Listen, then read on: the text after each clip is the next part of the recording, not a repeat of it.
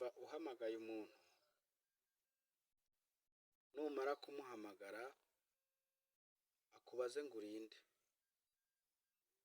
ubwo nta kindi uzamusubiza, uzahita umubaza utese nimero yanjye ntayo kigira, akubwira ati telefone yanjye yari foromase n'utundi tuntu twishe. Oya bantu b'Imana, tujye tuvugisha ukuri. Ntago umuntu ukunda uzi neza ko mufitanye umubano nimero yiwe ushaka naho yandika ku gakayi, abandi kandi tujya tunazitunga no mu mutwe.